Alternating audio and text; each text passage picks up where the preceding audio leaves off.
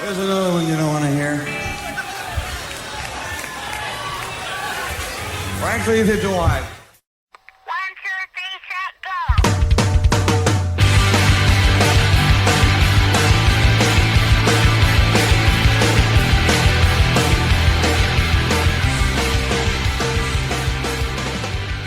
Hello and welcome to episode 75 of the Power Chord Hour podcast. How you doing out there? Thank you so much for checking out another episode of the show. And as always, I'm your host, Anthony Merchant, here with you with another one. And since we're at the end of another month, I'm here with your August 2021 rundown. And very excited to be back here in studio. I'm doing this one in the WRFA studios, like most times. Sometimes I do them at home, but 9 times out of 10, now we're allowed back in here. Last year, I'd say a good half of the year, probably like 5 months, I did at home when the studio you weren't allowed to come in. But most of the time, I'm doing them here. But anyway, I'm back in studio doing them, and I know I haven't been around the last 2 weeks, but if you didn't know, even before that, we've had episodes for a while, but I left town like July 23rd, so I was gone from like July 23rd up until about 2 weeks ago. I've been home for like, I want to say like 2 weeks now. It feels longer, but I'd say like 2 weeks. But you know, I took a break in between, and which I really shouldn't even say that, because once I got back and during my trip, I was booking interviews and have already done one, and started doing some stuff for the radio show and getting stuff around here for this here podcast. So I've been busy doing that, but this is the first podcast I've recorded since leaving. And what would be the very last one? I mean, I know how I released them, but like, you know, actually the July rundown would have been the last thing I recorded, but, you know, like the third, that thing's been out obviously since July. It's been out for a month, but I think it was like the last thing I recorded in studio. And then I did all like within, I probably talked about this on the July rundown because I recorded them by then. But yeah, I did all 3 interviews that you've heard lately with Mike Hollins from TDR Records, Richie Ramone of the Ramones, obviously, and also Jamie Wolford of the Stereo and Animal Chin. And I did all those, like, I think within like 12 hours or something of each other. I mean, Mike Hollins and Richie Ramone, I got off the phone with Mike and called Richie, which I definitely got to have Mike back on because I didn't know they were going to be overlapped like that. I messed up because I definitely would have kept talking to Mike a lot longer, but, you know, I had to get off the phone and, you know, definitely, clearly you're talking to Ramon. It's like, I can't make him wait. So it's like, man, I got to, you know, like, sorry, I got to get off the phone. But I thought Mike was a great guest. Richie Ramone was a great guest. And all 3 of the same with Jamie Wolford. Really, really great guest too. Had a lot of fun with him. I mean, he'll definitely, if you've not listened to that, I mean, he did announce new music from the Stereo, and we were talking about it. I mean, once it gets released, we don't know when it'll be released, but when it does, him and Rory coming back on and talking about it and everything. I'm very, very excited for that. But yeah, so, I mean, long story short, it's been a while since I've been in studio, and well over a month since I've been recording the podcast. You know, it's really good to be back. It's fun to be back, and I'll try not to like just talk. That's kind of what the rundown's for, though. If you listen to these, you know that I just talk for like 40 minutes before I really get to anything. That's kind of the point of this, is to kind of, you know, this is the episode that you can always, or just, I shouldn't say that. I've had like short interviews once or twice, but like 9 times out of 10, this episode is just a solo episode, kind of a place for me to talk and bullshit about things that went on, you know, this month in my life and in music and everything, which is fun. I like having guests on, but it's also fun doing these. But yeah, it's been a long time. I was thinking of doing them, and I've thought of it so many times. This is not the first time, but like, I always have that idea that I'm going to do some podcasts while I'm on the road. Like, I spend a lot of time in my car. I sleep in it most of the time. And, you know, thoughts of doing it there or with people. Like, I mean, I hung out with tons of friends when I went out of town. I went to Denver, but like had a really long trip. I mean, like, Denver was like the main thing, but I went all over the Midwest. And I got to give a shout out because, I mean, I think I was gone for like 3 weeks, and I would say some of the most fun I had on day one with past guest of the show and my buddy David Gello, who does 19 Cent Zine. and just such a great guy. He lives in Columbus, picked him up, went down to Skatopia, which I'd never heard of prior to him telling me, but I was very, very excited to go see this place. If you don't know about it, absolutely crazy. It's 88 acres of like farmland in rural Ohio that's just been converted by, it's owned by this skater, Bruce Martin, which if you don't know like skateboarding, look up this dude, because he has had like a very impressive history. Like, he's a legendary skateboarder. And this place, if you're a skateboarder, I don't have to tell you any of this shit, and I'm probably like missing so many details and stuff. Because again, I love the music. I've never been a skateboarder. I have shitty balance, and gave up very, very fast, very young, and never tried picking it up again. But it was very cool to look at it or go hang out at anyway. And yeah, just a legendary place if you're a skateboarder. And it's 88 acres of this farmland in truly the middle of nowhere in rural Ohio, like 90 minutes from Columbus, and just really cool. You go up there, cool sign, Skatopia, enter at your own risk, and no cops allowed at this point. And you go up there, and it was just very cool. Like, it's even hard to describe it. Like, there's like some makeshift shacks. There's these huge, like, just fucking ramps and shit to go skateboard. Like, it's very DIY. Like, there's like one main house that has like this amazing museum in it with just skateboards from every era. Like, going back, like, it's insane. Like this stuff. And like, as I say museum, it's really a few rooms in this house of just these skateboards going back to like the early 20th century. Like, these wooden skateboards and shit in like insane condition too. Like, that was one of the things I noticed right away. I'm like, my God, like, number one, there's not many skateboards probably still from that era left in existence. But not just that, in this shape, like, this stuff looked like, a lot of this stuff looked pristine, like no one had ever ridden it. And, I don't think a lot of people had foresight to keep, those original skateboards and shit in good shape, or like save them or anything like that, So and again, like, this is a legendary place. So like, I know that some of them are from Bruce's collection. I know there's a good chunk of them I think have been donated. And by legendary people too. Some really cool, and I wish I could remember I'm not sure what she is to Bruce, but Bruce wasn't there when we went. It's crazy too, because this place, like, me and my friend didn't know what to expect. Like, if you go look up videos of this place, and I stress that you do, there's a great Vice documentary, like, I think like 22 minutes long, that Dave sent me before we went, that kind of just shows the mayhem there. And we didn't really know what to expect when we got there. No one, like, literally, like, there were a few people who were staying there like long term, and like the woman who was kind of running it, who again, I don't remember her relation to Bruce. She was great, she was awesome, and she showed us around the museum. But like, that was it. Like, there was like no one else in this place. Me and Dave had Skatopia all to ourselves. Like, it was amazing. Like, we drove up and got to just hang out in like the big bowl there. Like, there's a couple of them. And maybe it's not the main one. There's also one in a building, which I was still passed out in the morning, so Dave saw it, and I never did. But there might have been an even bigger one that I missed that I believe was indoors. But there's like a really, if you go look at pictures or you've been there, the really big one outside, like the main one with the school bus in it and everything. And like, we're just hanging out in that.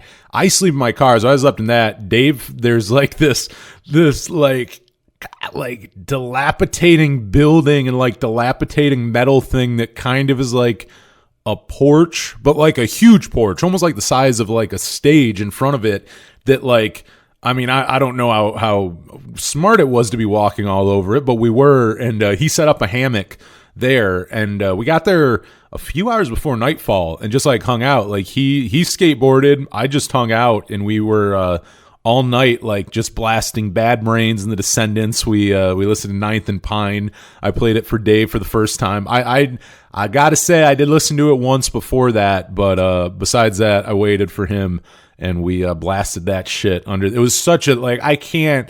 And I gotta say too, it's been such shitty weather. Like, everywhere I went was so humid and hot, but like that night was so beautiful clear night, full moon, just stars out. And like, and I'm not even skateboarding, but it's like just had a blast hanging out and partying and just listening to fast old school punk, like out under the stars. And then at some point, this I can't remember her name, but this chick and her boyfriend came up, and she had she was doing a performance in like a week or something. She's like, oh, can I like practice here? And she just sat there like while we were under the stars. It was like midnight, and she's just like playing a shit on her acoustic guitar, just singing and playing guitar. We're all just like laying there, like just fucking staring up at the stars. Like it's just like such a fun, like such an amazing time. Like that's why I love places like that, and I love traveling. You know, like you got to go hit up weird places like that. Like I had no clue. Neither of us did. Neither of us knew what to expect when we got there.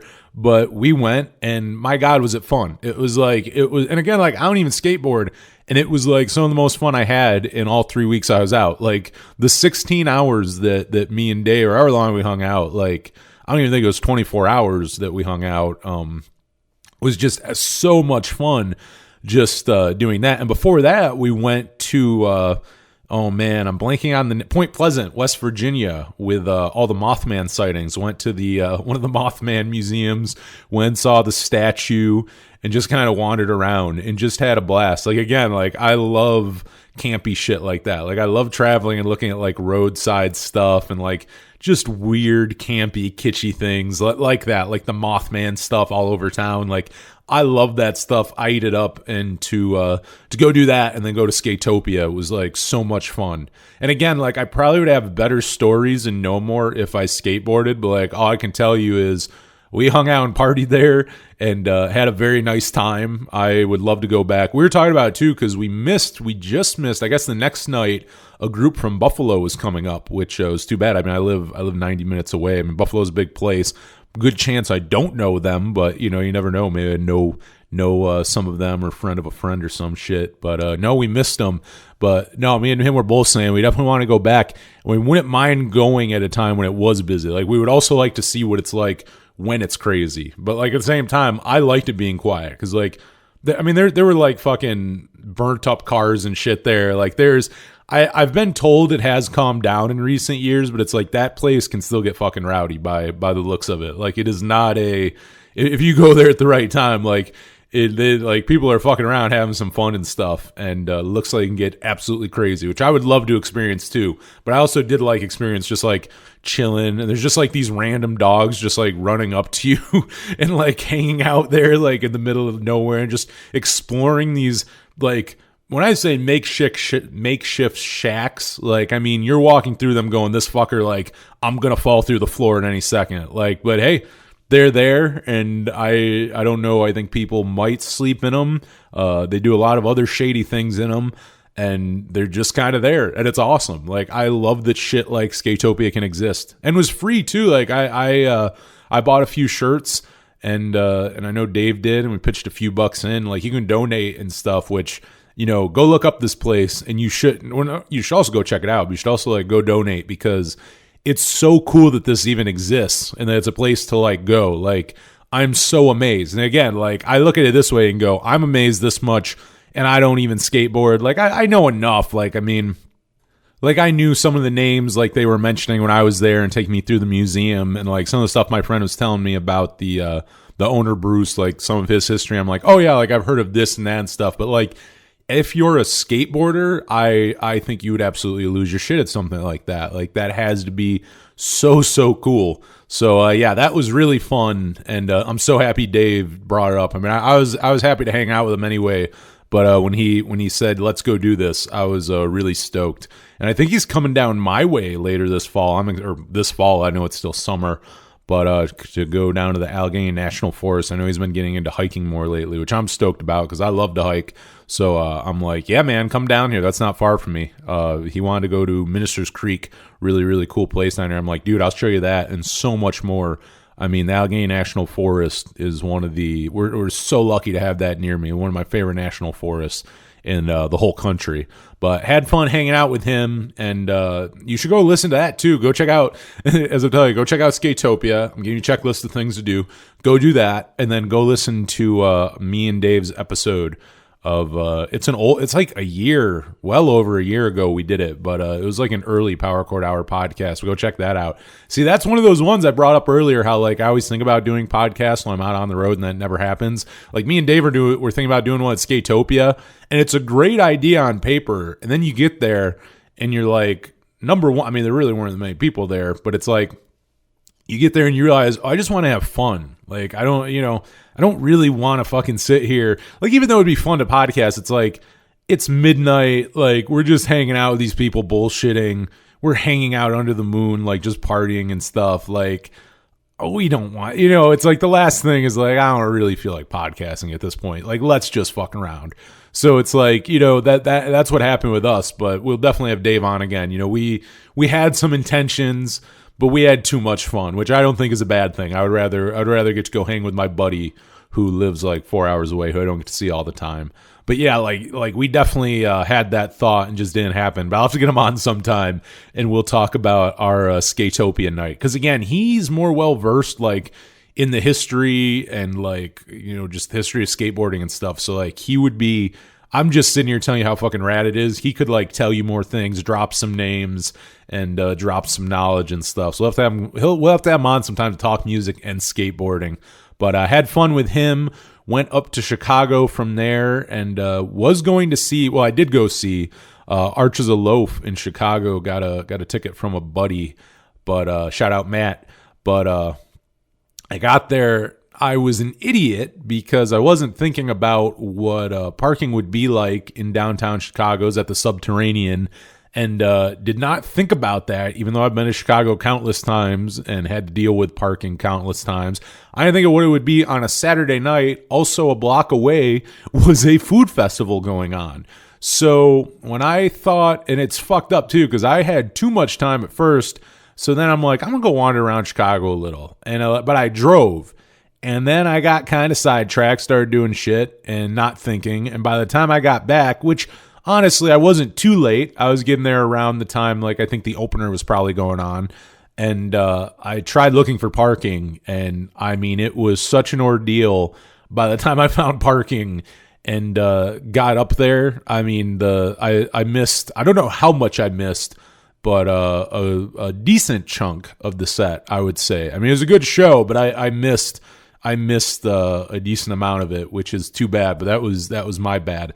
But cool to go see a show, and very, very cool venue. I've never been to the Subterranean, but very rad, and never seen Arches of the Loaf prior to that.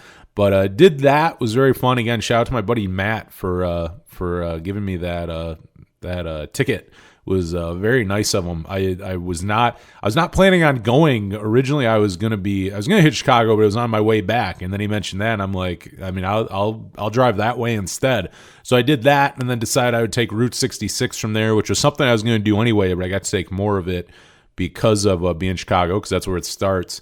And I was gonna hang out. I know I talked about that last time. Sadly, did not get to hang out. If you're wondering. My dude Kyle Steven, one half of the Bad Boys of Illinois, did not get to hang out with him, but went down to Springfield and did get to hang out with the other half of the Bad Boys of Illinois. So I got one half, and Zach, which was very cool to go hang with him. I mean, if you listen to this podcast, you know Zach. He's been on like 500 episodes at this point, and a regular, one of our, I would say, resident pop punk experts.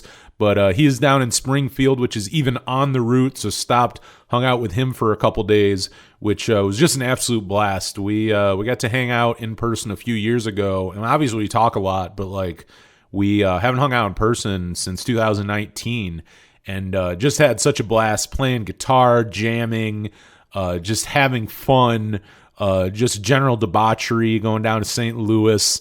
And just having a really good time. And I got to give him a huge shout out. I mean, he overdid himself with a late birthday gift, he said, which I appreciate. And actually, I say it's an early birthday gift because my birthday's in November. But the Drive Thru Records Welcome to the Family comp, which is one of my all-time favorite comps, that on vinyl, which comes in, if you've never seen the original CD, it came in a little pizza box, which is like kind of what made it, it's kind of like the famous thing about it. And they put this bad boy in a big pizza box for a 12-inch vinyl, And very cool. He gave me that. He gave me the Dirty Neil cassettes they put out for Record Store Day this year. Master volume on this really cool transparent red, and then Fuck Art on this really cool actually not light pink, like bright pink. Kind of like not kind of like, but like the same color as like the font on the front of the album where it says Nil. And just really cool. I was not expecting those. Well, I was expecting the cassette because he told me about them, but that, and then also Attic Salt's record Get Wise that they put out last year. We went to Dumb Records, and a really cool little local record store in Springfield. Zach took me there, and they had the album on vinyl in their local section, and I was a little cheap because I was traveling, and also a little hesitant just because it's so hot out and I'm in my car so much and I don't really like getting too much vinyl, but I'll get a few. And actually at that point I'd already went too crazy in Chicago at Reckless Records and did buy some vinyl. So, I mean, at that point it's kind of like, what the fuck? But he was cool enough to get that for me. So very, very, just too nice. Him and his whole family, just very gracious hosts while I was in town. But I had a blast with him, and not only did he let me crash on his floor and couch, but took me all around and gifted me some very good music. But fun to hang out with him, and I always play music too. It's like, it is too bad that we do not live in the same vicinity, because we would definitely be in a band together, playing together. And I'll give it to him. He's a great guitar player. I will not give any credit to myself, but we do sound very good together. And I think with a drummer, goddamn, I think we could do some shit, but we don't live close enough. We always talk about doing stuff like, via email or whatever, just doing online stuff, and it just never gets too far. I don't know. That's a hard one. And I don't know. I would love to hear. I mean, if you're a musician and try doing that, like hit me up. I would love to know what the outcome for you is. But it is possible getting a band going, remotely.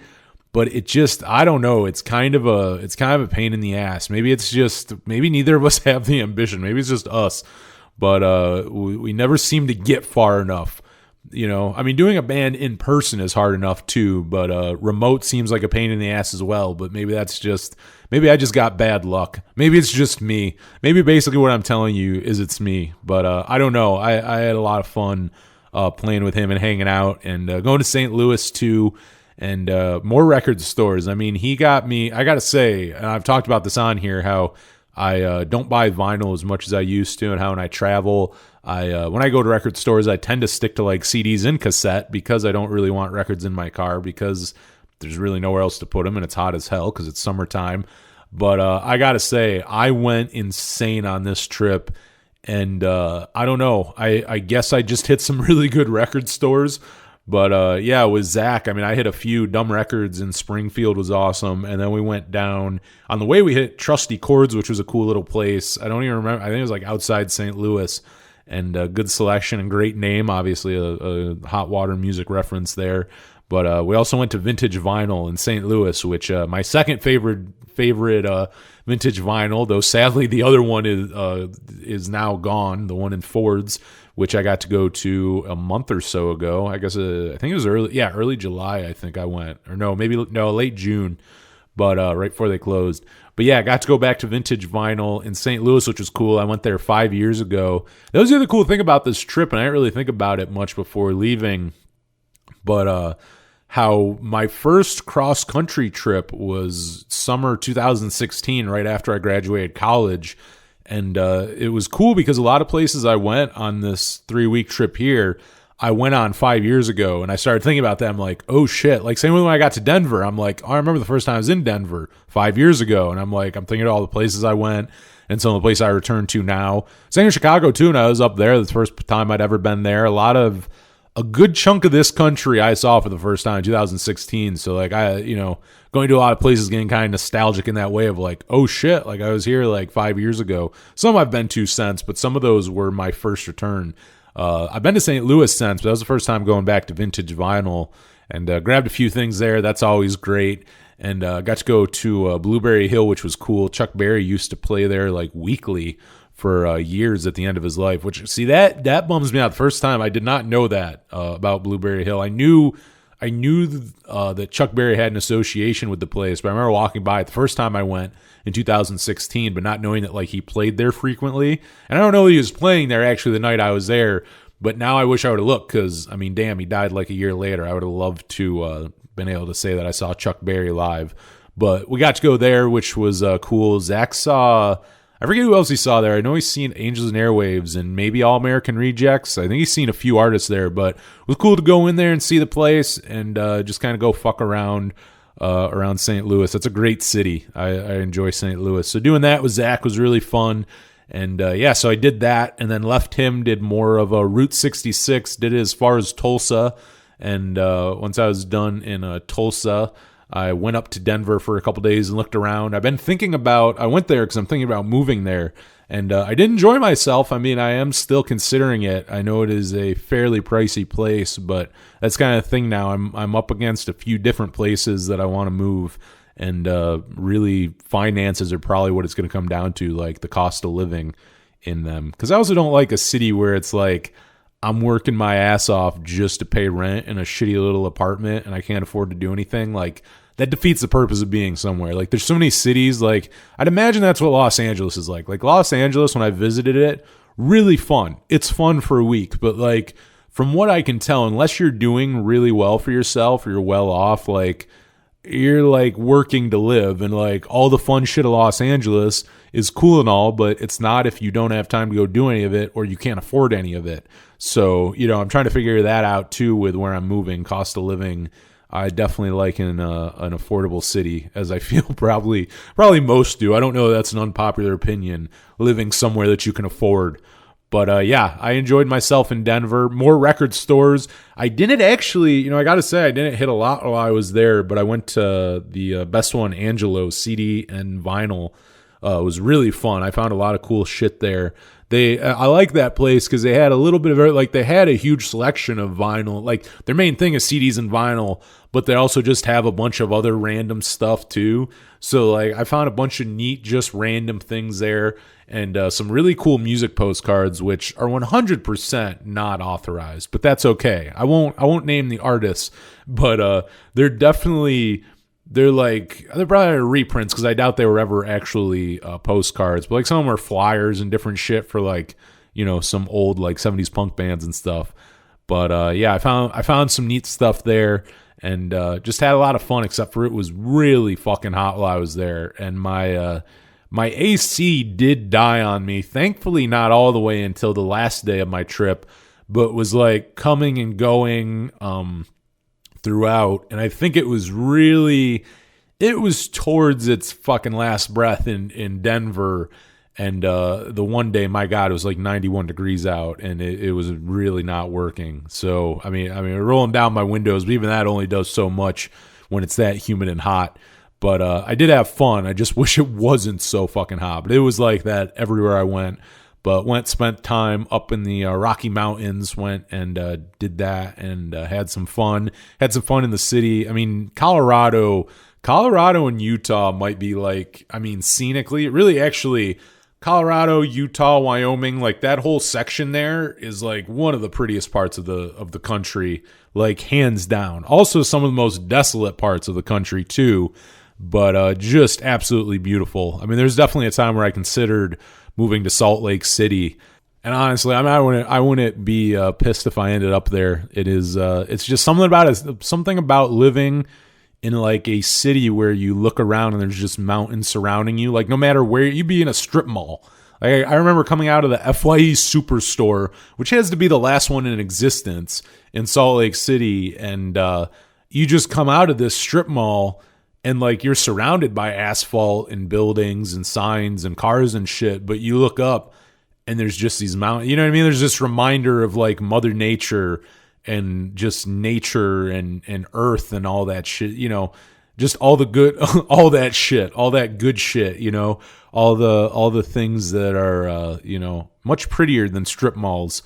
All that. I like a city like that too, where you can kind of get out and like hike and be like, be in nature within a few, like 10, 20 minutes. You can be like, all right, I want to get out of the city, and you can be out of the city really quick. I like to have both of that. Like, that's the problem with Chicago is like, I love Chicago, But like I like to hike, and I like to hike in the forest and feel like I'm in the forest. So it's like city parks are just that it's not enough for me. You know what I mean? Like, and it's great because you have Lake Michigan there, and there's beautiful parks where you walk along Lake Michigan and stuff like that. But just not the same as being able to go have either mountains to go play in or just the forest and the hills and stuff. So I definitely like a city like that. Which same with Denver is a big reason why I am considering out there. But had fun there, and then went back to my old stomping grounds in Minneapolis. That was kind of like the last big part of the trip. Went up there, hung out with some friends for a few days, and I gotta say, I've always loved the Twin Cities. Even when I left there, like it really wasn't for anything in particular. It was just kind of like I went for a year, kind of on a whim.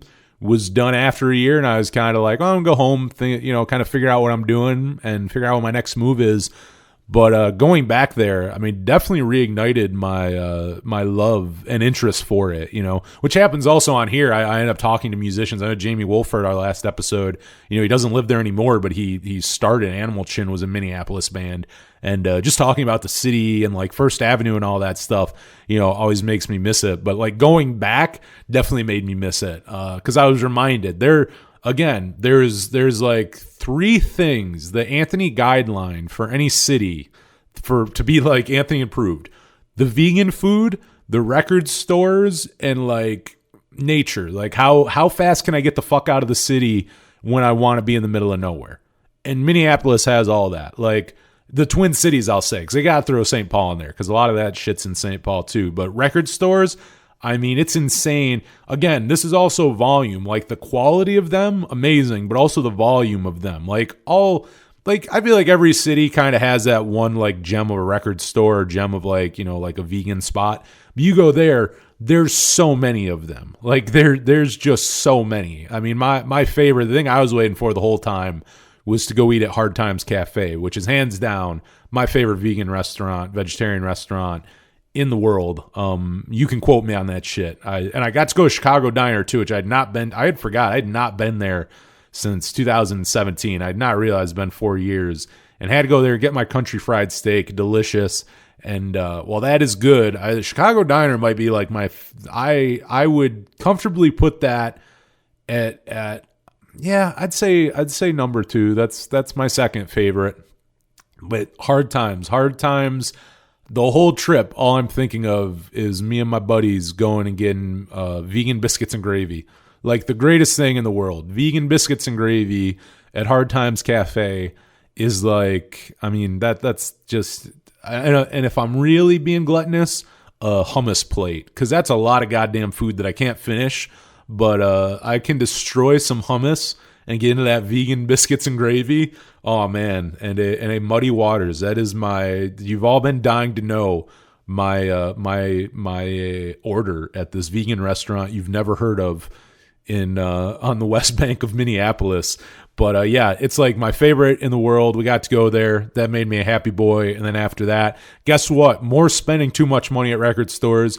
Minneapolis takes the cake, though, and the two offenders, Ag Harda Records, I believe is how you say it, which is in St. Paul, and I never went to while I lived there, and drove by it so many times going, I'm going to go there. There's a lot of things I did while I lived there, because I lived there for a year, and there's so many things that I would drive by or hear of and go, I'm going to do that, and just never got to it. I'd go do something else or get busy, whatever it is, life gets in the way, work gets in the way. And that was one of them. So, and then we went there. Really, really fucking cool store. All vinyl, a couple cassettes, but a really cool store. I'm kicking myself I didn't go there earlier, but my God, did I spend a lot of money. And then after that, Extreme Noise. Classic punk rock record store in Minneapolis. All volunteer ran. Really, really cool. And went there, spent more money. And I got to say, I did not have the cash for it. But they had, at first I saw this Bad Brains thing on the wall. All I could see is it said Bad Brains. And it didn't look familiar, but I saw it had a VHS tape connected to it too. It looked like a box set, like a vinyl box set, like the size of like a vinyl box set. And it had like a VHS tape on the outside. And I'm like, well, what the hell is that? And I saw it was like $750. And I'm like, well, what is that? And then I looked closer, and it was 1 of 10. It was like this promotional thing they sent out to, like, I think just radio DJs back in the 90s. I think for God of Love. It was from when God of Love came out, I want to say was the record. And it's just this promotional thing. There's a bunch of 7 inches in there. There's a VHS tape. I think there's something autographed by the band. There's a few other things. If you go on Discogs, you'll find it. I mean, it's 1 of 10. Like, literally, I looked it up. It is truly 1 of 10. And my God, if I had $750 to spend, I definitely would have done that, because that would have been really cool to have, and I think worth all $750. But sadly I could not do that, but still found a lot of cool stuff. And just hitting up and got to get, again, I'm not going to sit here and talk about vegan food a lot, because it's probably just going to bore you if you don't like vegan food. You say shut the fuck up and talk about music. But I got to have vegan fried chicken there, which I've wanted for a while, from Herbie's Fried Chicken from the Herbivorous Butcher, which also amazing if you like vegan food. But this shit, I will tell you this, I've not had chicken since 2006. 2006, I want to say. Yes, 2005 or 2006, but I think it was 2006. But anyway, it's been a long time. I may not remember totally how chicken tastes like, but I swear this tastes just like I remember KFC tasting, which was just insane, which was just crazy, and brought a tear to my vegetarian eye, because just the fact that the food's come that far from someone who again went full vegetarian 2006, and I gave up red meat at like age 5, so like I don't remember what most, like, hamburgers, hot dogs, steak, shit like that. I don't remember what it tastes like. I don't miss it. I have no clue what it tastes like. But, like, still, throughout the years, like, thinking of the selection you had and the things that were available, and same with going out to eat and what was available to you back in the day, we'll say, as compared to, like, the last, I'd say, like, really, like, 5 years, is insane. Like, even 5 years ago, it'd be hard to find some of that stuff, and it's like, oh man, like, this thing tastes like fried chicken. This is insane. And it blew my mind. Again, it tasted just like I remember KFC being. Maybe I'm crazy, I don't know, but again, record stores, vegan food, the Loose Line Trail, which I loved. I always went and did that. I went back to my old section outside of the city. So again, that city has my 3, fucking not forest. Not a lot of old growth there. It's a very flat state, but I won't hold that against them. But all the prairie land. There's a lot of state parks that is literally just prairie land for like 5 miles, and they decided to put a state park sign outside of it. But there's a lot of really cool. There is that, but then there's also shit like Minnehaha Falls, where you have a fucking waterfall in the downtown of a city, which I can't think of many cities that have that. So yeah, I had such a blast. I mean, I'd be honest, I'm considering the Twin Cities again too, and definitely more affordable than Denver. But a couple places I'm thinking of, but I had a blast going back there, and was really weird too, because I've never, besides Jamestown, Minneapolis is the only other place I've ever lived. So it was weird to go back somewhere that I no longer live, because I've never really done that before. Go like, oh, there's my old apartment. There's the old place I used to eat. There's the old place, I used to go here with friends. Here's my friend's old apartment, like just shit like that. Like, here's my old stomping grounds. And but it was a lot of fun. And that was like my big thing after that. When quick drive through the North Shore, which it's on fire right now, which is very, very sad. I hope they get some rain and stuff up there to help it, because I know it's been raging, which is just really sad. I mean, it's the prettiest area. Like, northern Minnesota it would blow your mind if you've never been there. It looks nothing like what you expect Minnesota to be. But very sad to see a lot of that burning up, and hopefully that stops soon. But yeah, I did that, and then drove through a little bit of northern Wisconsin, not very long, but then through northern Michigan, which was very fun. Another gorgeous, that's just like northern Minnesota. If you've never been there, it's so far from what you imagine when you think of Michigan. Just insane. Also on Lake Superior. I mean, it just so fucking beautiful. I did a little hiking, not a ton, but a little hiking, and just looking at some things and stuff. Was really good time driving back through there. I like places like that. It sounds so sketchy, But I love those areas. I get that vibe too when I go to like New England. There's pockets in this country where you're really not, like, you would never be passing through there. It's kind of, you have to be going out of your way to go there kind of place. But there's this feeling about it where you go like, I could see where, like, if you were trying, I don't know why. And the more I say this, I just am going to sound sketch here, but like, if you were just trying to like hide or literally be off the grid, those are the kind of places you go like, how, like, it just blows my mind because I start wondering, like, how does someone end up here? Like, I mean, I get people are born up there, but it's like, how do you end up in a place like this? Like, what are some people's stories? Like, and then I guess I'm kind of starting to think that some of the people who live up there are sketchy because I'm like, man, you live in this really, and it's beautiful up there, don't get me wrong, but it's like such a weird pocket where it's like, it's just, nowhere near major cities, totally out of the way. It's not this thing you're going to pass through. You know what I mean? Like Indiana, you be driving through, if you drive through the United States, there's a good chance you'll just pass through Indiana just going through states, where it's like northern Michigan, that's quite a detour, but a very pretty detour nonetheless. And I had fun doing that. This was the end of a 3-week trip. So by the time I got down through near Detroit, I was about ready to get home. That's like the 5-hour mark. But I did stop in Ann Arbor and go pay my respects at Stooges drummer Scott Ashton's grave, which was cool to go see and not easy to find, I gotta say. I knew the cemetery it was at.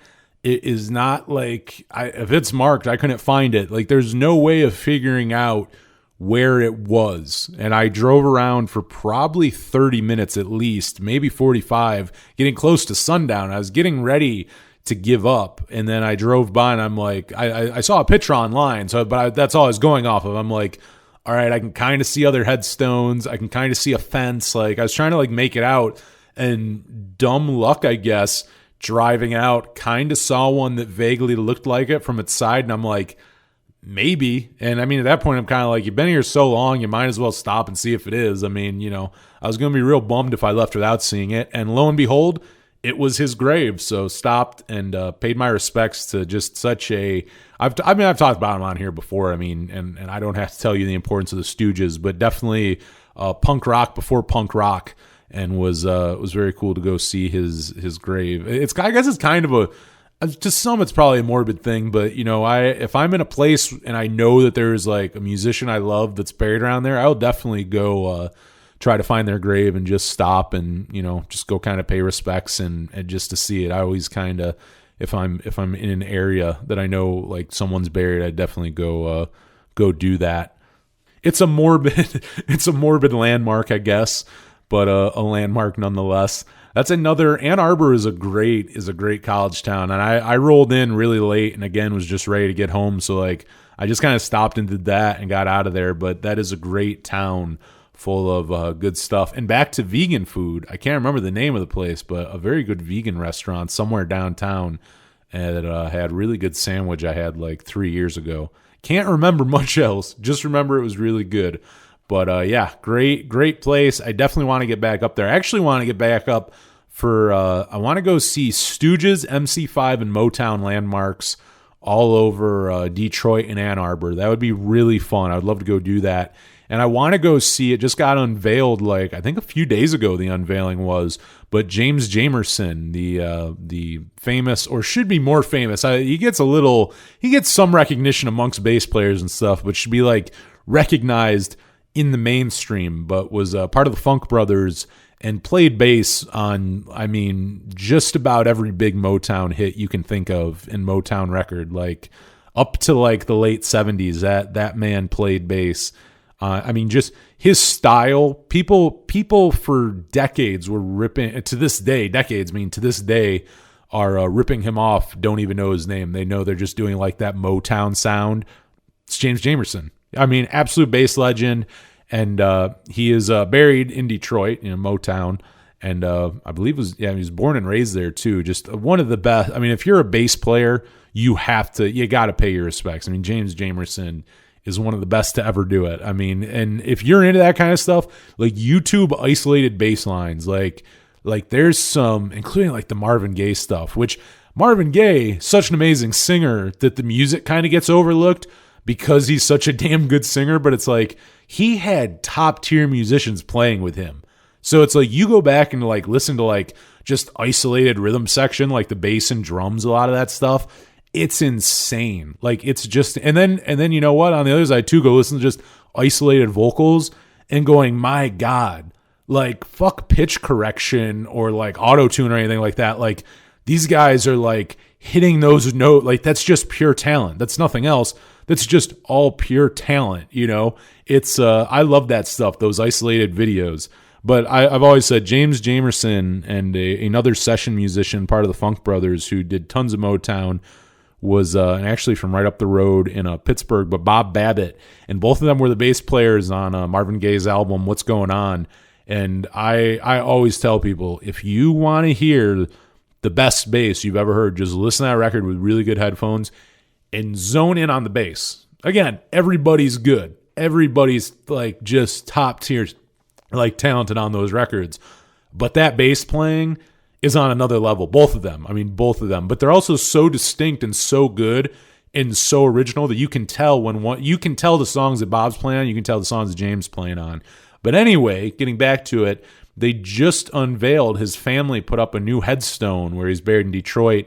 And he had a nice headstone before. It was just kind of a plain one, but they just put up this awesome one with his famous P bass that he played. There's this nice like bronze statue on top of it and just a beautiful headstone. They did I talked about it on here last year. They did a GoFundMe for it, and I threw a couple bucks towards it, and they just unveiled it the other day. It looks awesome, and I got to get up there. I want to go see it in person. And that is definitely a grave. Like talking about visiting, like musicians that I love, their graves. James Jamerson is on the top of my list of like people I want to go. Just again, a bass legend. I mean, like, and just like that, like I've tried replicating that sound before I even knew who James Jamerson was. Just trying to do that like vintage warm P bass sound that you hear on all those Motown songs. That's James Jamerson. I mean, it has a name. His name is James Jamerson. And, again, some people knew they were ripping him off. Some people didn't. But, and not all ripping off, also, being influenced by. But very, very cool. So I got to go up there and see that. And the Motown Museum, too. If you're into Motown, as you should be, I mean, American music, my God. So almost, I would say it's like, talking about music, that's one of our best, I would say, like, contributions to music. Is as a whole is Motown easily, and a great Motown museum there. You can go see the old studios and shit. Really, really cool. But I want to go back up there sometime when I have more time and I'm not tired from a 3-week trip, and go just all the landmarks in Ann Arbor and Detroit, from Motown, MC5, the Stooges.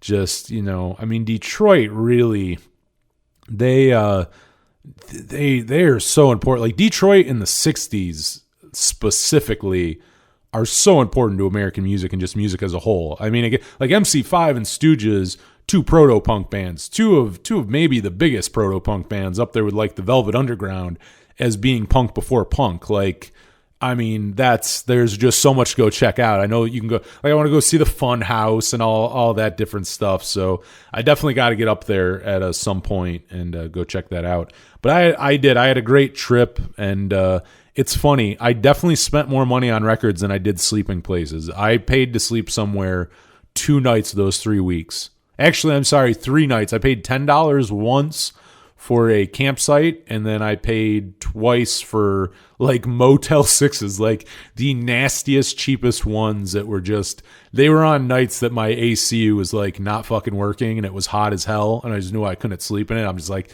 all right, I'm gonna pay the $60 and get a Motel 6. But I road dog that shit. Walmart parking lots and truck stops.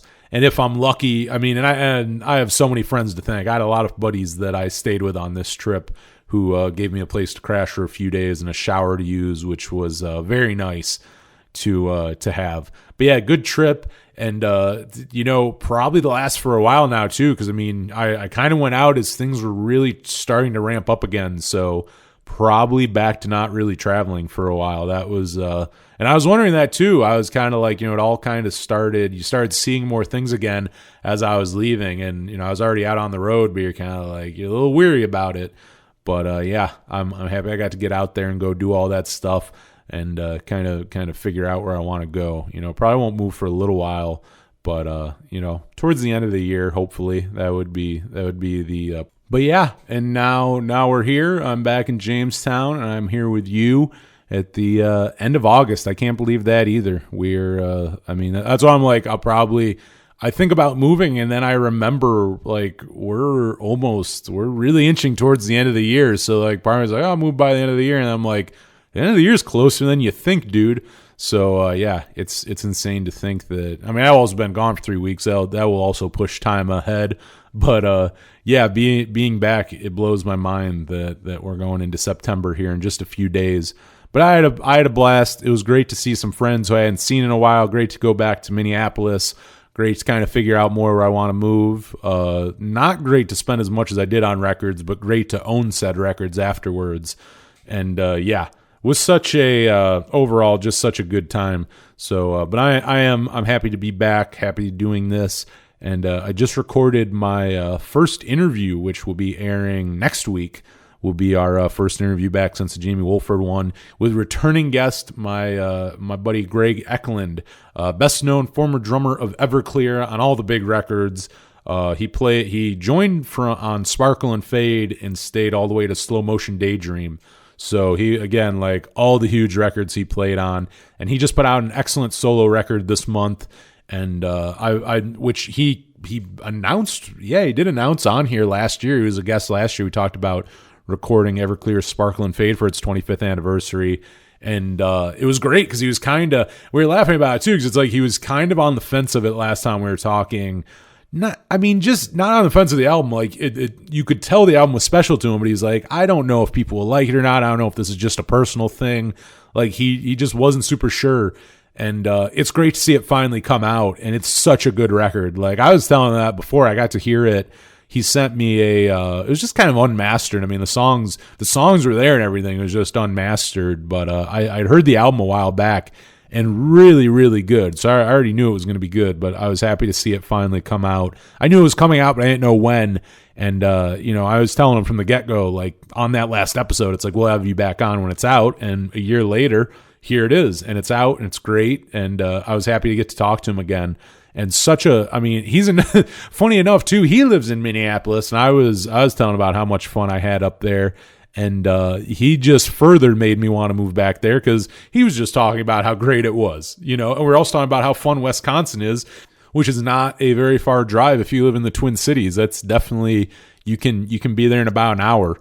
So yeah, he was just talking to him before the interview and during the interview. He was kind of like also kind of pushing me towards like, yeah, like, this is a great city. So who knows, maybe I'll end up back there. I really wouldn't be sad. I kind of imagine I would go back there at some point, if not now, at some point in my life. But yeah, it was really fun to talk to Greg Eklund. And, we talked a lot about his solo record, but, he was in Everclear for so long. Everclear definitely came up. The Oolah is another great band that he does. And he also plays for Storm Large, which, like, this guy has such an interesting life. And I've told him this, like, that he was a great guest last time. He was just as good this time. Like, he's led such an interesting life. Like, even before Everclear, like, he was over in, he started his life in the UK. I know he was a military brat. Like, he, I think they moved around a little bit, and just really, like, just interesting life that he led. All the bands that he played in prior to Everclear, and living in all these different places, and then joining Everclear, like, just being in a band that's playing arenas and, platinum records. I would argue one of the biggest bands in the 90s.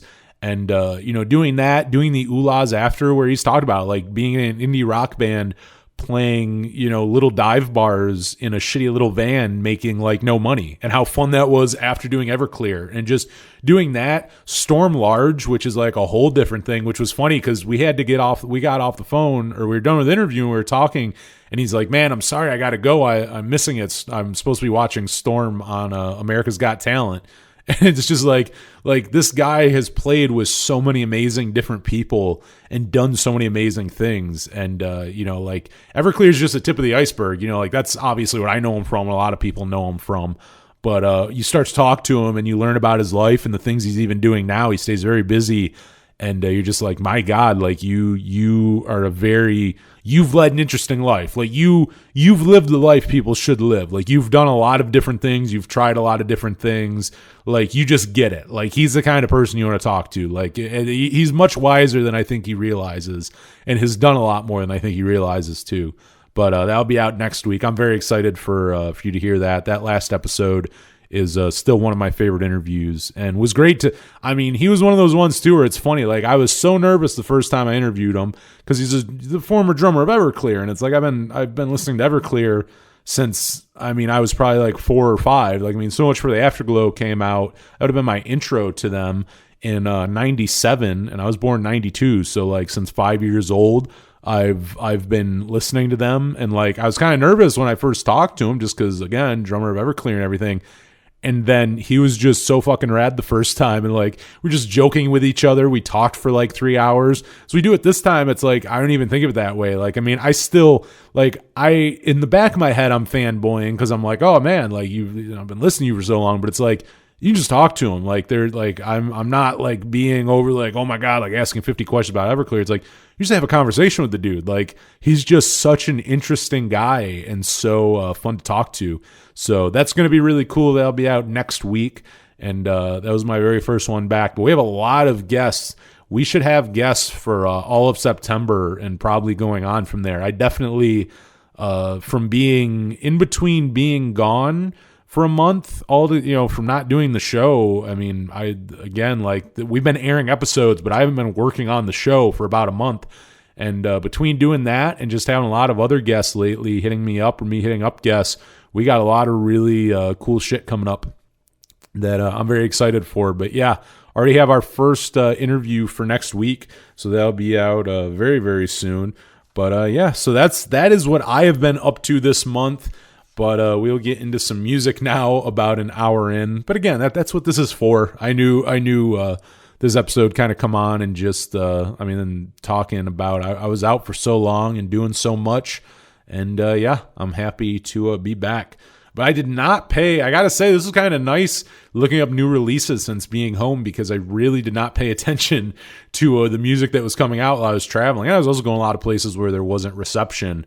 But there was definitely some good music that came out this month. Joey Cape, I mean, I've talked about him so many episodes, how much I love him, what a great songwriter he is. Last month, our top 5 Fat Records release, me and Joey Cobra both had Legwagon on there, and talking about what just such an underrated songwriter, including in punk rock, that Joey is, Joey Cape.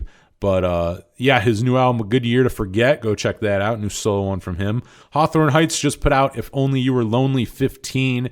That is their sophomore record, If Only You Were Lonely, reimagined for its 15th anniversary.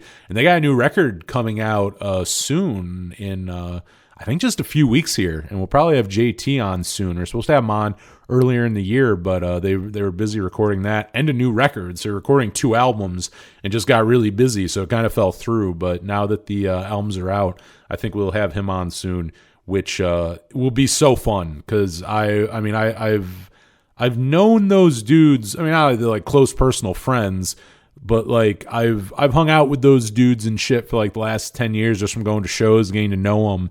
And JT is like, I've discovered so much music from him, and he's just a guy where it's like again, it's kind of like with Greg, where it's like I could talk to him for 3 hours and maybe never even bring up an Everclear question. Same with JT, like I could talk to him for 3 hours just about music. Like Hawthorne Heights, his own music could never come up. Like, if we're doing an interview, obviously we'll talk about it, but like I just thought for 3 hours we'll just talk about like Fat Records and 90s punk rock and like just weird obscure bands that I would like. Like he's always good at that, where I'm like, dude, give me, like, I like this band, so give me 3 weird bands you saw live in the 90s who kind of sound like them, like shit like that. So yeah, he'd be a blast. We'll probably have him on here soon. We got a new single from the Copyrights, Halo, which is off their upcoming record, which I'll talk about later on here on this episode. Greg Eklund, like I mentioned, Muffled Tears. Go check that out, because we'll be talking all about it next week. So get ready for that one. Go check out Muffled Tears. Really, really good record. Quicksand with Distant Populations. This thing is great, and I'll play a song off of that here in a minute for you. A Great Big Pile of Leaves, they are back and got a new record for you. Pano. Teenage Bottle Rocket with a new one, Six Sesh. Big D in the Kids Table just put out a new single, Too Much, which we'll play here shortly for you. And they got a new album come out in October, Do Your Art, which I'm very excited for. And I believe another one to kind of tease has not happened yet, but I believe David, the singer of Big D in the Kids Table, will be coming on here very soon, which I would be very excited for. I've been listening to them forever. I saw them on Warped Tour a few times, and a band that's another one where I'll be like, damn, like, I love that. Like, I've been listening to them for so long. I even remember back in the day when FYE had like the scanner thing where you'd go scan the CD at the listening station and you could listen to like 37 snippets or 30-second snippets of all the songs. And I remember doing that to a few Big D and the Kids Table albums that they had at FYE. And that was probably like even the first time I really heard them, minus maybe a song or two like on Fuse, was just listening in FYE. So I would love to have David on. So should be happening next month. You can more than likely plan for him to be a guest here in the next couple weeks. But also new music from the Bronx with Bronx 6. And one that I'm going to play for you right now, it is the debut single from Dan Andriano of Alkaline Trio's new band, Dan Andriano and the Bygones. He just put out his first song, Sea Level, and I really, really like it. And something that I like, too, if you're a Get Married fan, which they're a great pop-punk band. I play them a lot on the radio show. Both brothers, Dylan and Randy Moore of Get Married, played on this and are in the band with Dan, which is very, very cool. And I'm sure they're excited about, because I know they... I follow them on Instagram, and I want to say it's Randy. I think both of them are, but I think it's Randy is a huge Alkaline Trio fan. Like, even before being in this, just from following him like on Instagram and shit. Like, I think they're like one of his favorite bands. So that's very cool to know. Like, you know, he's playing a band with people who definitely like love his music, and I love their music too. Get Married, great fucking band, which you should go check out. Which they're still a band too. They haven't put anything out for a while, but I know they've been working on a new album, which I can't wait for. Really, really good pop punk band. But yeah, right now on your August 2021 rundown of the Power Chord Hour podcast, this is Dan Andriano and the Bygones with Sea Level. Right here on your August rundown of the Power Chord Hour podcast, that was Quicksand with Colossus off their new record, Distant Populations. Before that, a new single from Big D and the Kids Table, that was Too Much off their upcoming record, Do Your Art, which will be out this October. And opening up that block of music was the debut single from Dan Andriano's new band, Dan Andriano and the Bygones, and that jam was called Sea Level. All right, before it's all over, I got some music news for you for the month of August. And kicking it off, Midwest pop punkers, the Copyrights, have announced that they have signed to Fat Records, and they will be putting out a brand new record this October. The band will be releasing their 7th studio album called Alone in a Dome on Fat, October 22nd. And this is going to be the band's first album since 2014's Report. It has been 7 years, and very excited for this. You can pre-order the album now, and you can hear their first single off of it called Halo.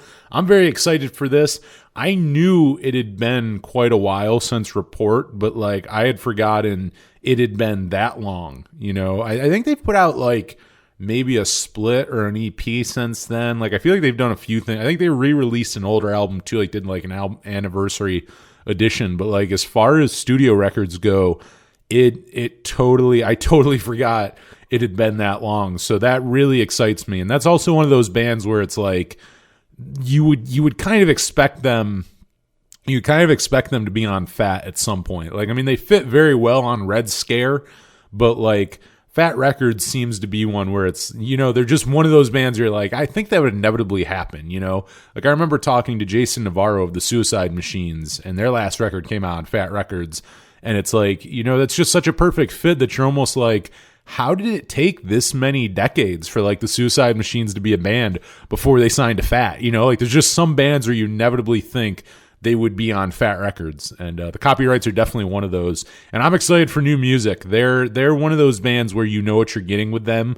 Like they're very much like they're not gonna do some, you know, the new album. I don't think you're gonna listen to it and they're gonna be like, we got really into like Joy Division, or we're doing like this post punk stuff now. Like you know what you're gonna get: really good pop punk, really catchy hooks. Like, they're always good, and always a good one live. So that is a definitely an album I'm looking forward to this fall. A lot of really good music coming out in October, I'm noticing. So, like, be ready for that. We got some really good music coming out in the second half of this year. Some new news came out. Simple Plan have dropped off their co-headlining Pop Punk Still Not Dead tour with New Found Glory. This tour was originally slated for 2020, but was postponed like all other tours in the entire universe due to COVID. And Simple Plan have decided that given the recent spikes of COVID coming back, that they are not going to take part in the rescheduled tour. So replacing them on the Pop Punk Still Not Dead tour is now Less Than Jake. And also replacing the original 2020 opener Knuckle Puck is now Hot Mulligan and Lolo. They will be both be the new openers for the tour. And if you want to go check that out, the tour is going to be hitting all across America September and October. And probably by the time you're listening to this, they're probably touring. So if that's your thing, go check it out. I got to say, I mean, Simple Plan is a band, I will tell you, which maybe they're not everybody's cup of tea, but I mean, not even one of, I would say it's probably like the first quote unquote pop punk, like within that realm band that I ever got into. I mean, so very much a huge gateway band for me. And New Found Glory not too long after that, getting into New Found Glory a few years later, probably thanks to Simple Plan. So, I don't know. That was, I'd known of that tour, and I was definitely thinking about going to it. Because again, like including with Simple Plan, they're one that I may not listen to a ton these days, but it's like, I definitely respect what they did to my, what they did for my music tastes. And, you definitely go back and listen to those albums that shaped you as a person. Like, I mean, I would definitely be stoked to see them live. They're also just an amazing live band. Like, I saw them so much back in the day when I was younger, and just put on such a great live show. One of those bands where you don't really have to be a fan of the music to really just enjoy that show. But Less Than Jake is a damn good, like, if you got to be replaced by someone, like Less Than Jake and New Found Glory is going to be a pretty good show. Like, I think that's going to be pretty enjoyable. Like Simple Plan and New Found Glory would have been fun. But, like, again, like, if I, in 2021, if they're between Simple Plan and Less Than Jake, like, the one that I would, like, that I listen to more would definitely be Less Than Jake, so it's like, that's pretty cool. I don't even want to say I'm not a big fan of Hot Mulligan, because, like, to be honest, I've heard one or two songs. I've never heard Lolo, but I'm not a big Knuckle Puck fan, so that one wasn't a big change. But I don't know, like, about this tour. I was thinking about it. It's like, it's still a cool tour, and I get it's a continuation of the Pop Punk's Not Dead tour they did, New Found Glory did in 2011. But I feel like it was like I don't feel like it was like put together the same way the first one was. Like, if you look at the 2011 Pop Punk's Not Dead tour, like, it represented pop punk in 2011. Like, I thought that tour was fucking amazing. Like, I love going to it. It was like all the bands who were coming up at that time who were really like highlights of the genre. Where, like, I think this tour was cool. Like, a New Found Glory Simple Plan tour, New Found Glory Less Than Jake tour is cool. But I just didn't feel like those were the bands that you would put on the Pop Punk's Not Dead tour. And I know Less Than Jake has pop punk, like, that's part of their sound, but they're also, generally considered a ska band. So it's one of those ones where it's like, I think the headliners of that tour is, are both really good, but it's like, I don't know. It's weird to say, because again, I like Simple Plan. I like Less Than Jake, but, like, I was kind of bummed when I saw the lineup for the Pop Punk Still Not Dead tour, because I was thinking, like, we would either, which really, actually, a lot of those, actually, now that I'm thinking about it, I think the Wonder Years are the only band who are still together besides New Found Glory from the 2011 lineup. Man Overboard, I think, are doing reunion shows, but I mean, they're broken up. This time next year is long broken up. Set Your Goals haven't done anything in a few years. And I think the Wonder Years and New Found Glory are the only, like, real, like, active ones from that lineup. But I mean, that show was just so good. I mean, I remember seeing at the Town Ballroom, that tour just being, like, absolutely amazing.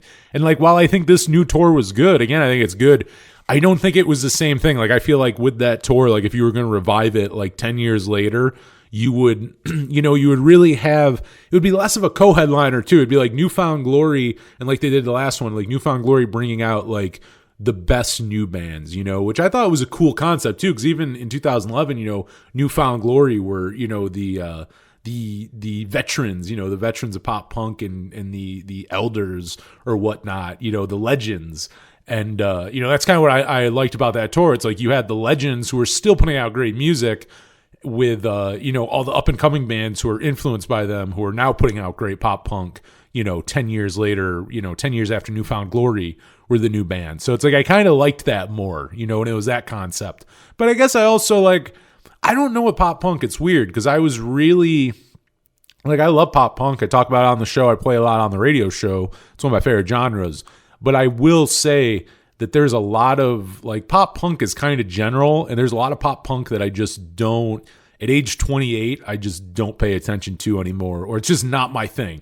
Because there's that pop punk that just, it very much is the angsty teen side of it, and it's kind of more the, I don't know, juvenile side or whatever, but I don't really float to those bands anymore, and it may even be music where 10 years ago I loved it. When I was 18, might have loved those bands, where now I'm I'm good. But there's other, Get Married, who I talked about earlier. A lot of Wiretap bands are really good at that, where it's they're new, and same with Attic Salt. They're pop punk bands, but they're it's more grown up pop punk. You know what I mean? It doesn't feel so much like they're writing about being in high school. They're writing about being 20 something and just things you can relate to in life. Just more things that really, and funny enough, might not be as relatable to a kid in high school, but is more relatable for years on. You know what I mean? It's something you can listen to for longer in your life than something you might only resonate with for 4 years of your teenage years.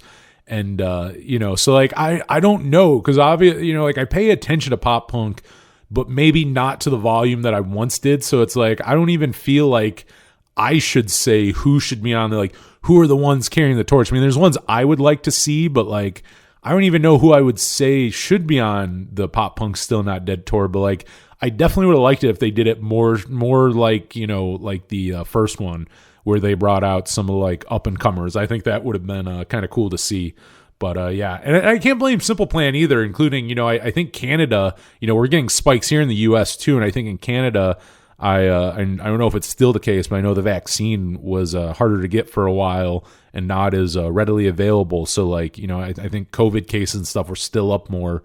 And, I definitely can't blame them for not wanting to go out, I also don't blame bands. I don't blame bands for going out and playing again, and including there being, a lot of bands now too. It's you have to be vaccinated to go to the shows. You have to be. So it's they are taking precautions and they're being careful. But it's I also get the bands, I'm not damning those bands to go out and play, like I said, I saw Archers of Lo-Fi was out, but I also totally get bands who are hey, we're just going to wait. We hate to do this again, but it's we're going to hold off. I totally get both sides of that coin. So, like Simple Plan said, they still wish, the rest of the tour good luck and everything. But yeah, that I'll probably, I can't remember when they're playing Buffalo. I have to look. I mean, I may still go to that. I don't have tickets yet, but I know I was still considering it before, and it was New Found Glory and Simple Plan. And honestly, New Found Glory and Less Than Jake might make me want to go even more. So I may be at that. I don't know. Could be at that very soon. And last piece of news here, August rundown, and I would say the best news of the month. Rhino Records have announced that the Replacements' 1981 debut, Sorry Ma, Forgot to Take Out the Trash, is going to be the next Replacements album to get the deluxe edition box set treatment from Rhino. So to celebrate the 40th anniversary of one of the greatest debuts of all time, I'm very excited for this. Rhino Records is releasing a 4-CD, 1-LP box set that is going to be featuring 100 demos and outtakes. This thing is I would assume every single thing recorded during the Sorry Ma sessions, which is going to be very, very cool. Of those 100 demos and outtakes, 67 of these songs have never been released before. So a lot of stuff here that we have never heard. And also included in that is the band's very first demo, which I can't wait to hear. If you've read Trouble Boys, this is the demo, the very first thing the band recorded, and it was the demo that Paul Westerberg gave to Peter Jesperson when he was working at Orfolk Joke Opus in Minneapolis. and that ended up, leading to Peter signing them to Twin Tone Records, and the rest is history. So I'm very excited to be able to hear that. And also the very first professionally recorded live set from the band, a 1981 set at 7th Street Entry, probably also one of the first times that they played at 7th Street. And Trouble Boys author and Replacements historian Bob Mayer will be doing the extensive liner notes for this, as he has for all of the reissues and box sets lately. And very excited, like with all the other ones, a bunch of extensive liner notes, unseen photos, and Bob will also be doing some interviews with Peter Jesperson and the one really cool Replacements drummer, Chris Mars, who, I mean, if you know anything about Chris, he doesn't discuss his Replacements years a whole lot, and he does not really partake in these things. So quite surprised to see that, very happy. But yeah, the box set is set to be released on October 22nd. I feel like everything I've talked about tonight is being released on October 22nd. It's a good day for music. But it is set for then, and pre-orders are now up at rhino.com. I mean, very excited. They've been putting these box sets out the last few years. They put one out every year. So, I mean, it really wasn't a huge surprise. But I wasn't expecting Sorry Ma to be the next one. Like, I thought they would get to it. Like, people kind of talk about it because they've really only done these box sets lately for the Sire albums. They did it for Don't Tell a Soul and Pleased to Meet Me. This is the first one they're doing for Twin Tone, which I thought they'd eventually get to. Like it wasn't the next one I thought they'd do, but it makes sense. It's the 40th anniversary and everything. And I mean, I'm excited. I will say, like, even at first, I saw a couple people and even myself kind of be like, man, they put these out a lot. Like, I wonder if it's going to be, and they have been good. Not to say that the other box sets aren't good, but you just wonder when they keep putting them out. It's like, man, like, I wonder if this is going to, how good this will be.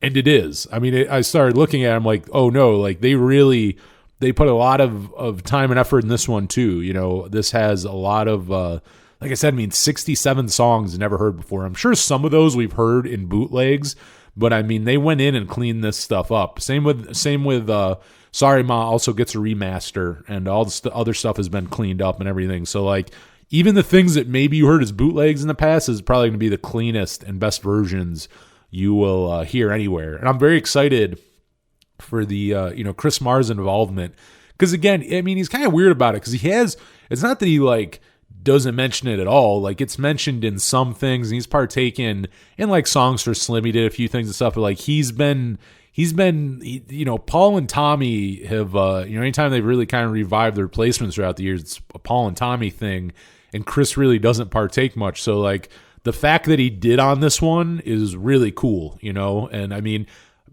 I don't want to like start, putting words in people's mouths or jumping to conclusions, but I mean, even the fact that he did this is a good sign, because like my whole thought is, with Slim's health and everything and the way everything is, it's like, it would just be so nice to see Paul, Tommy, and Chris on the stage together while the three of them are still alive, so like, obviously that doesn't mean anything, or that it means that's going to happen, but it's like, all I can think about is maybe those seeds are being planted. Maybe hopefully one day you can listen back to this and go, God damn, he was right. The seeds are being planted, and we get a Replacements reunion with the Pleased to Meet Me trio. It's just life is too precious and short. You only have so much time, and it would be nice to see the three of them kind of put their shit aside and do the Replacements. Truly do the Replacements. Would be very cool. But either way, I'm excited to see his take and his thoughts. He's one of the ones who you really haven't seen much from, so it would be cool to see those interviews and pictures and all that, and including, I mean, this is the earliest stuff. Like, these are the earliest recordings that exist of the Replacements, and Rhino's just done such a good job on the other two and all the other stuff they've put out for the mats throughout the years that I'm excited, for like a millisecond, I like other people I don't know, like I was excited, but I was also like, oh, they're like, I don't know, it's weird to say, because part of you wants them to do every album, but then you're like, man, they seem to do this like clockwork. It's like every August, like they announce it, and then but it's like, hey, they do it. I'm not going to bitch. They do a great job. I get to hear unreleased Replacements stuff. Like, I really can't complain at the end of the day. So like for a millisecond, I'm like, oh, is this a cash grab? And then I look down, I'm like, no, this is worth every penny. So I'm very excited for that. Rhino and the Replacements, neither of them are paying me to say any of this. I doubt Paul Westerberg would endorse anything I'm saying here. But yes, I'm very excited for that. Definitely got to go pre-order that. A couple different packages on Rhino's website, so I'm very excited. But that is the news. That is your August 2021 rundown. Thank you for listening to me talk about traveling and vegan food and spending too much money at record stores all over the Midwest for an hour. And hopefully you enjoyed it. Hopefully you enjoyed the new music and some good music news. And yeah, I'll be back next week, next Monday with Greg Eklund. Cannot wait. Go check out his new solo record, Muffled Tears, and that'll get you excited for it. But yeah, that'll be out, and a nice long interview too. I told him that too. It's like he's the kind of guest I want. He answers your questions. He doesn't give you one word answers. He's not like giving you half the answer or anything like that. He gives you a great answer, which like leads into more questions, and like you have a conversation. Like it's very easy to talk to him, which is like exactly what you want when you're interviewing someone. I don't want someone who isn't going to give me answers to kind of being an asshole about it, like doesn't want to be there. So amazing guest, just as fun as he was the first time. So, and if you haven't heard that, go back, episode 15, I believe, of the podcast. We talked for like 2.5 hours about a bunch of stuff, but mainly Everclear Sparkle and Fade, and recording it 25 years ago, 26 now. But yeah, I'm excited for that next week with Greg. But until then, for the Power Chord Hour podcast, I'm Anthony Merchant. Thank you so much for listening.